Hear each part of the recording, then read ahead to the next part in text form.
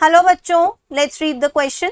So the question over here says, discharge of sewage and nitrogen and phosphorus fertilizers in stagnant water bodies result in algal bloom. ठीक है, question में बोल रहे हैं कि जब भी sewage, fertilizers containing nitrogen, phosphorus, इन सब का डिस्चार्ज होता है स्टैग्नेंट वाटर बॉडीज में, तो उसकी वजह से रिजल्ट क्या होता है? Algal Bloom. तो अब ये स्टैग्नेंट वाटर बॉडीज क्या होते हैं? सबसे पहले तो स्टैग्नेंट वाटर बॉडीज मतलब एक ऐसा पानी जहाँ पे, एक ऐसी वाटर बॉडी जहाँ पे पानी रुका हुआ हो, ठीक है, पानी फ्लो ना कर रहा हो, इसे हम कहते हैं स्टैग्नेंट वाटर बॉडी. ठीक है, हमें बताना है ये स्टेटमेंट ट्रू है या फॉल्स है. की कंसेप्ट क्या यूज हो रहा है यहाँ पे? की कंसेप्ट ये है कि एल्गल ब्लूम क्या होता है एक्चुअली में.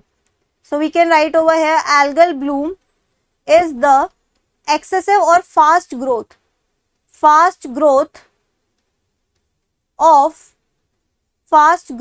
of blue green algae in a water body such that only these are visible. Only these algae cover the entire water body.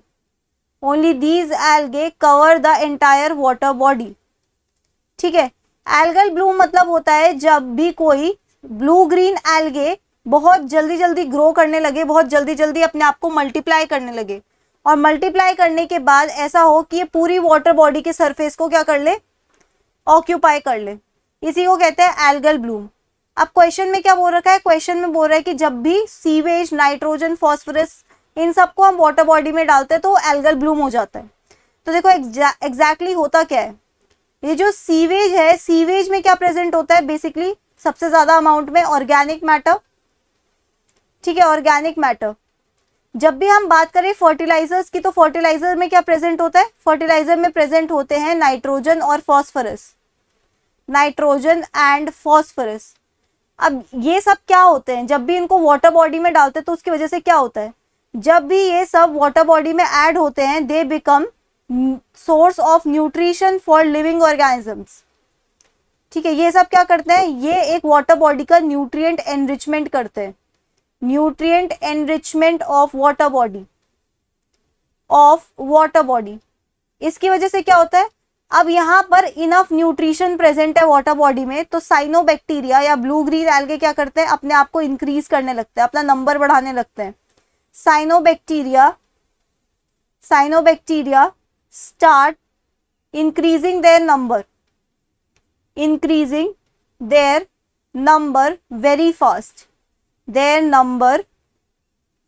Very fast. ठीक है, अब क्योंकि ये अपना नंबर बहुत जल्दी जल्दी बढ़ा रहे हैं, एक पॉइंट क्या आएगा? एक पॉइंट ऐसा आएगा जब वाटर बॉडी का सरफेस पूरा इसी से कवर्ड हो जाएगा. ठीक है, surface of water body covered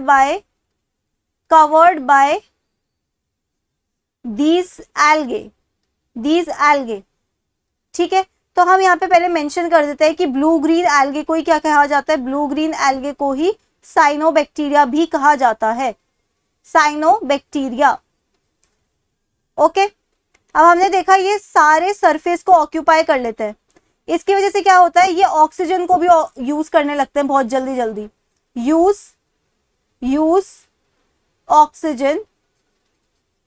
oxygen very fast.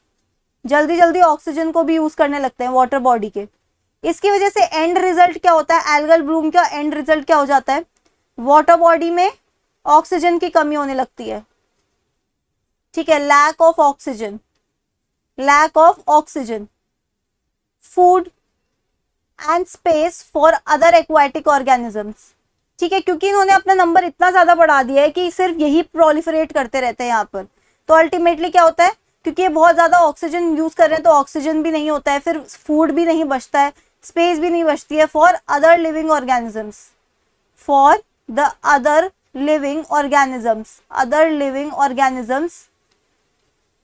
In water body. ठीक है, तो हमने देखा कि ये जो हमारे नाइट्रोजन, फॉस्फोरस, सीवेज है, ये क्या कर रहे हैं, वाटर बॉडी में न्यूट्रिएंट्स को ऐड कर रहे हैं, और इन न्यूट्रिएंट्स की वजह से क्या हो रहा है, यहाँ पर एल्गल ब्लूम हो रहा है। तो ये स्टेटमेंट क्या हो जाएगा, ये स्टेटमेंट बिल्कुल ट्रू हो जाएगा।